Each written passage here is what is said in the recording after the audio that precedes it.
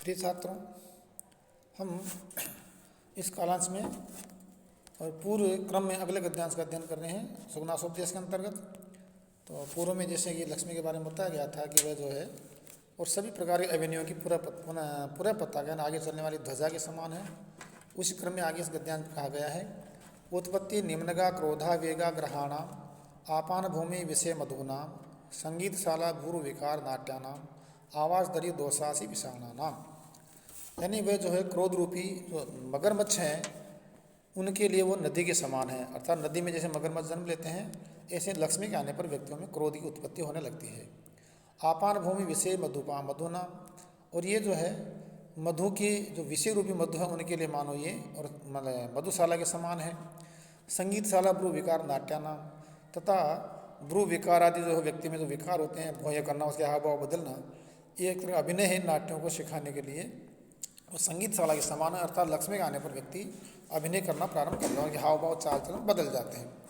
आवास दरी दोषा से विषाणा, तथा ये जो है दोष रूपी राशि विषय ने मतलब विषयों को खाने वाले, विषयों को मुंह में रखने वाले जो नाग होते हैं, सर्प होते हैं, उनके समान ये उनके आवास के लिए जो गुफा होती है, जैसे सर्पों के लिए गहरी गुफा में सर्प निवास करते हैं, उसी प्रकार ये लक्ष्मी भी और दोषों को उत्पन्न करने वाली होती है। लक्ष्मी आने के बाद व्यक्तियों में दोष बढ़ने लग जाते हैं। हम सीधे इसका अनुवाद देखेंगे कि क्रोध आवेग रूपी यानी आवेग, क्रोध आवेग रूपी मगरों को जन्म देने वाली नदी है ये, तथा विषय रूपी शराब की पानशाला है। भ्रू विकार भूमि की कुटिलता आदि विकार रूपी नाट्यों की रंग संगीतशाला है। दोष रूपी सांपों के निवास गुफा है। व्याख्या में है उत्पत्ति निम्नगा, तो उद्भव सरित क्रोधावेगा ग्रहाणानाम क्रोध संभ्रम नक्राणाम आपान भूमि मधुशाला विषय मधुनाम भोग्य मध्यानाम संगीतशाला नाट्यशाला भ्रू विकार नाट्यानाम कटाक्षाभिनयानाम आवासदरी निवास गुहा दोषासी विषाणानाम यानी दूषण सर्पाणाम। समस्त पदों में विग्रह होगा। उत्पत्ति निम्नगा, तो उत्पत्तये निम्नगा यानी उत्पत्ति के लिए नदी के समान है। चतुर्थ तत्पुरुष क्रोधावेग ग्रहाणानाम यानी क्रोधावेगा ग्राहा इव तेषाम कर्मधारय समास। आपान भूमि, तो आपानाय भूमि चतुर्थ तत्पुरुष। विषय मधुना, तो विषया मधुनि इव तेषाम कर्मधारय समास। संगीतशाला संगीताय शाला चतुर्थ तत्पुरुष।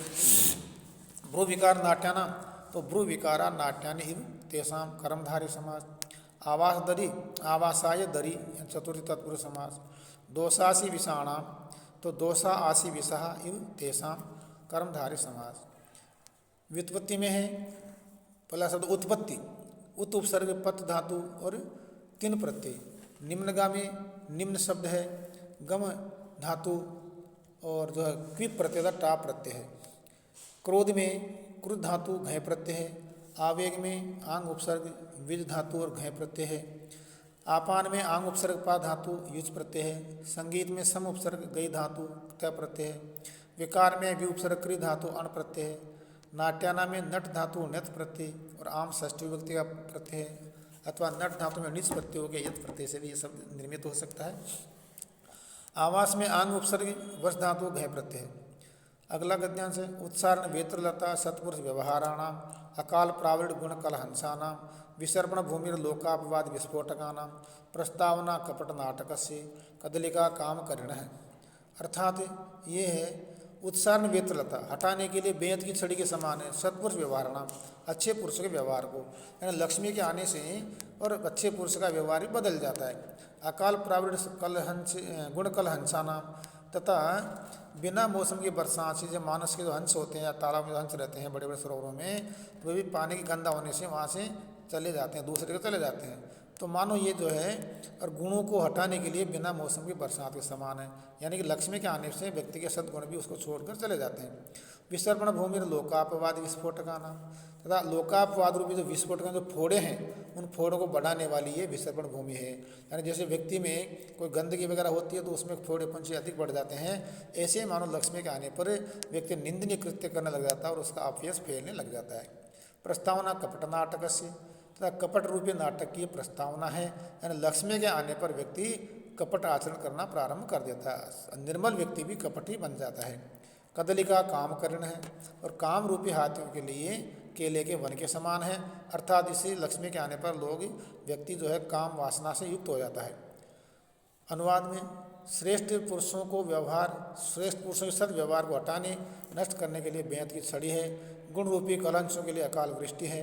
लोक निंदा रूपी फोड़ों के फैलाव के लिए अनुकूल स्थान है। कपट रूपी नाटक की भूमिका है। काम वासना रूपी हाथी के लिए केले का वृक्ष है।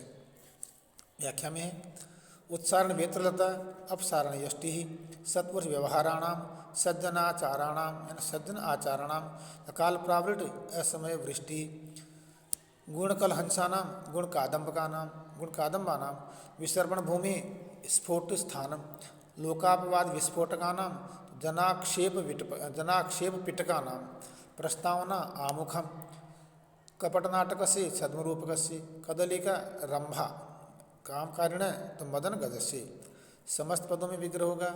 उत्सारण वेत्रलता उत्सारणाय वेत्रस्य लता चतुर्थी तत्पुरुष षष्ठी समास भी है।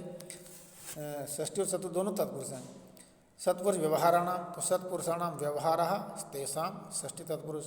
अकाल प्रावृट अकाले प्रावृट शुभ शुभा समाज में शुभ विभक्ति का लोप है। गुणकल हंसकानाम तो गुणकल हंसका इव तेषां कर्मधारय समाज है। विसर्पण भूमि तो विसर्पणाय भूमि चतुर्थी तत्पुरुष है। लोकापवाद विस्फोटकानाम तो लोकापवादा एवं विस्फोटकः तेषां कर्मधारय समाज है। कपट नाटकस्य तो कपटम नाटकम इव तस्य कर्मधारय समास। कामकरण है काम है करीव तस्य कर्मधारय समास। व्युत्पत्ति में उत्सारण उत उपसर्ग श्री धातु णिच प्रत्यय और युच प्रत्यय। व्यवहाराणा में वि उपसर्ग अ उपसर्ग री धातु अण प्रत्यय आम मतलब षष्ठी विभक्ति बहुवचन प्रत्यय। विसर्पण में वि उपसर्ग श्रिप धातु और ल्युट प्रत्यय है। अपवाद में उपसर्ग वध धातु भय प्रत्यय है। विस्फोटका नाम में वि उपसर्ग स्फुट शब्द स्फुट धातु णुल प्रत्यय और आम षष्ठी विभक्ति बहुवचन का प्रत्यय है।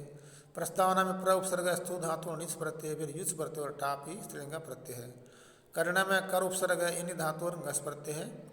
अगला गद्यांश है यानी इसी क्रम में लक्ष्मी के जो है स्वभाव उसका वर्णन किया जा रहा है कि वद्यशाला साधु भावस्य राहुर धर्मेंदु मंडल से राहुर जीवा धर्मेंदु मंडल से नहीं तम पश्यामी यो ये अपरिज्ञातया न निर्भरम उपगूढ़ यो वान विप्रलब्ध है नियमित मालिक्य गतापि चलति पुस्त मय्यपि इंद्रजालम आचरति उत्कीर्णापि विप्रलब्धि श्रुतापि अभिसंधति चिंतितापि वंचयति।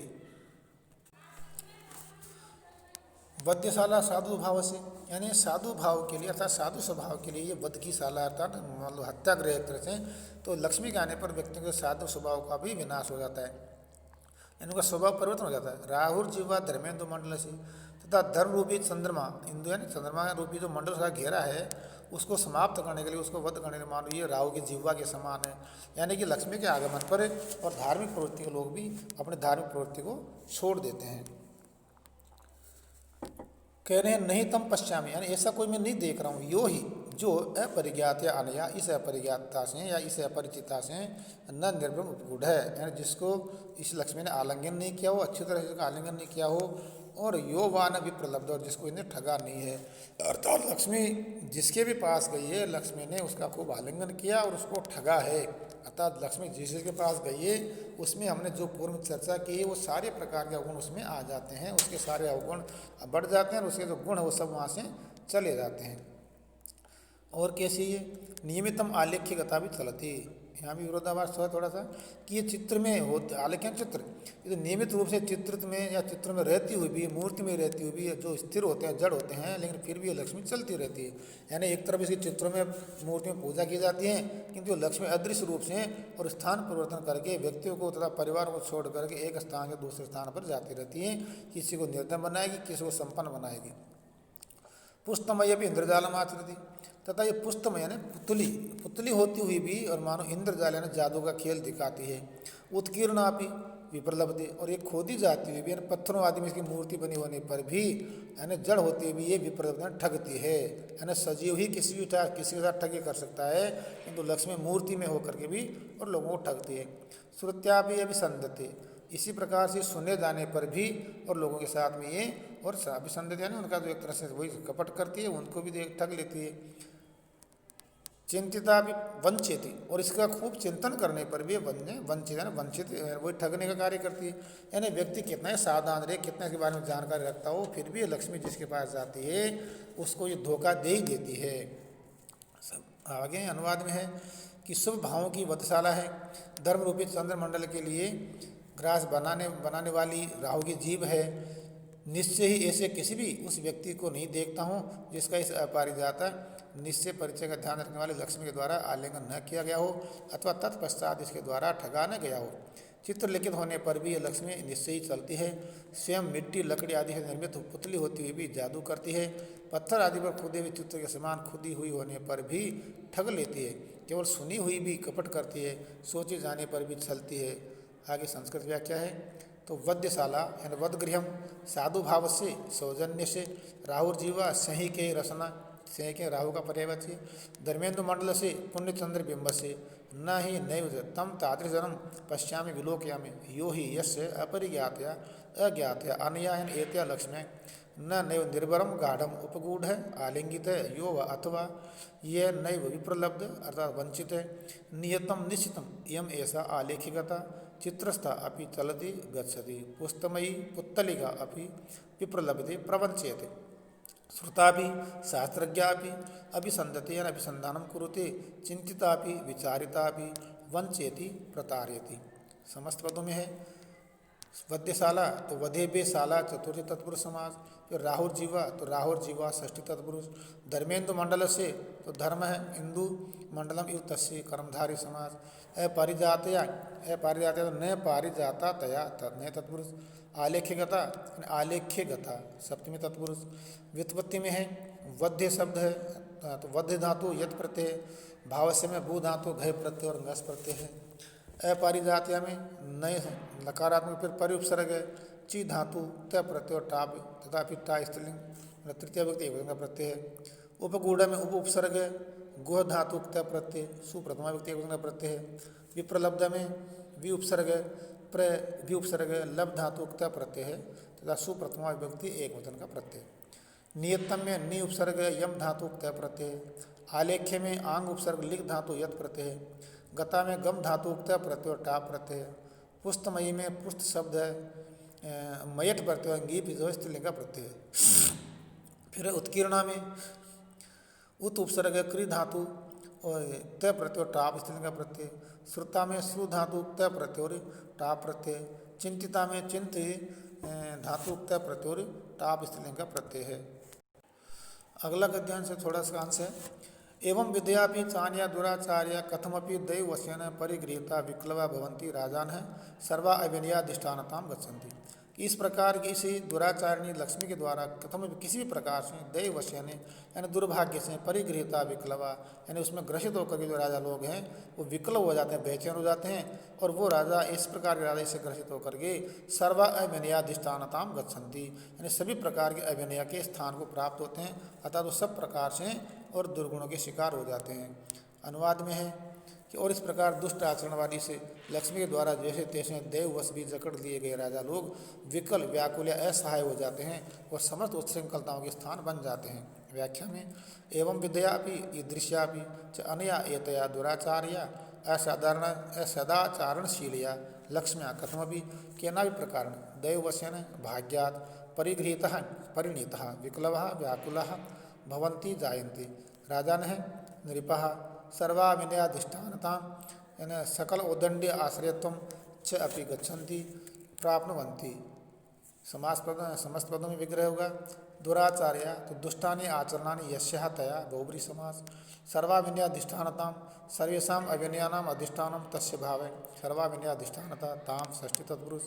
व्युत्पत्ति में दुराचार्य तो दुर उपसर्ग आंग उपसर्ग चर धातु घय प्रत्यय और टा प्रत्यय टा स्त्रीलिंग का एक का प्रत्यय। परिगृहीता में परि उपसर्ग गृह धातु त प्रत्यय तथा जस प्रथमा व्यक्ति बहुवचन का प्रत्यय। राजान में राजन शब्द है जस प्रथमा व्यक्ति बहुवचन का प्रत्यय है। अधिष्ठानता में अधि उपसर्ग स्था धातु लुट प्रत्यय फिर तल प्रत्यय और अम द्वितीय व्यक्ति एक वचन का प्रत्यय है तथा गच्छन्ति में सीधा सा एक गम धातु झी प्रत्यय यानी प्रत्यय लट लकार प्रथम पुरुष बहुवचन का ये शब्द है। इस प्रकार हमारा आज का ये जो अध्ययन अभी हम यही विराम करते हैं। सभी को धन्यवाद, शुभकामना।